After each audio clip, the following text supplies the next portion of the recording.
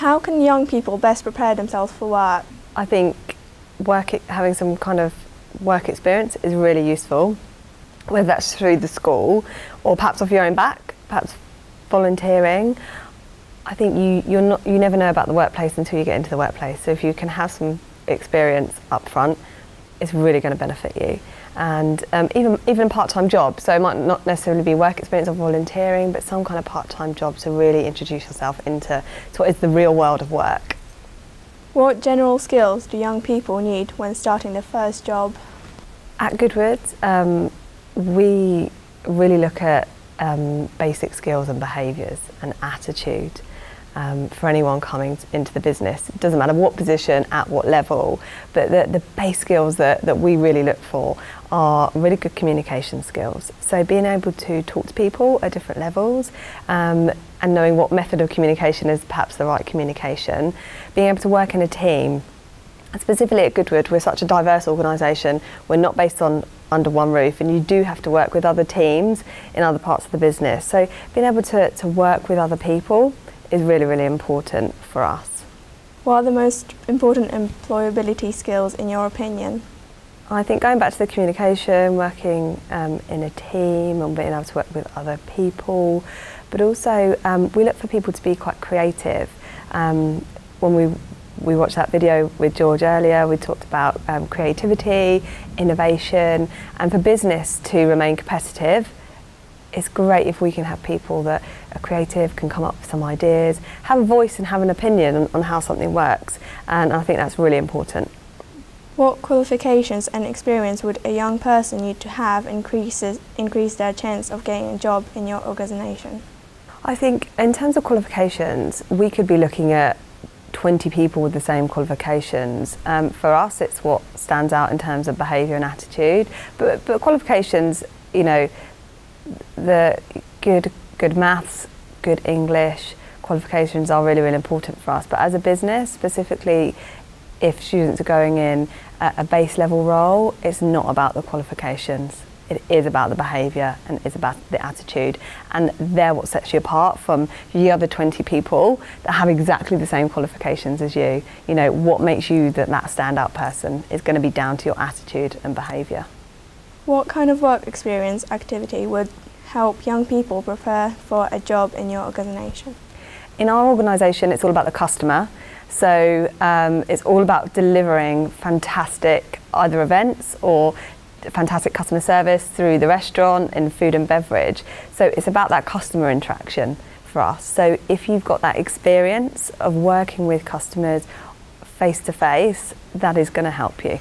What does a typical day look like for someone in your position? In my role, I head up the people and development team, so I look after the team that look after all of our people functions. So a typical day could be talking to a director about a person in their organisation. It could be dealing with a piece of recruitment.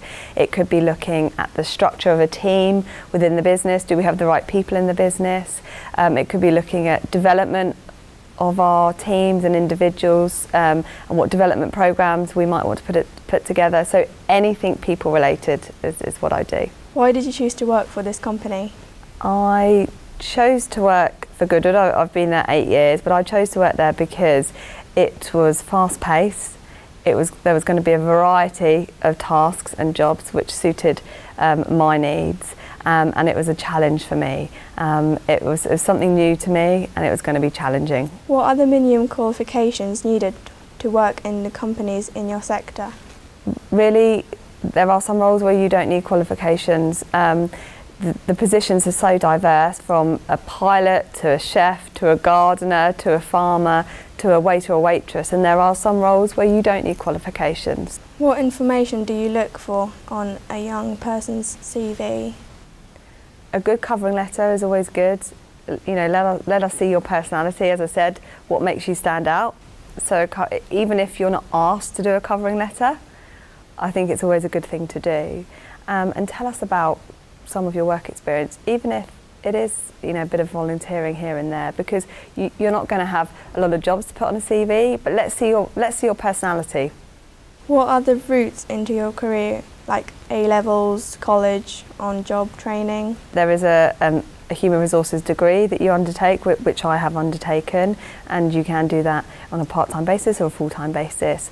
But I also have people within my team who are in quite specific HR roles that don't yet have a qualification, so very much on the job training, but they've had the behaviour and the attitude to be able to do it, and actually they might do the qualification at a later date.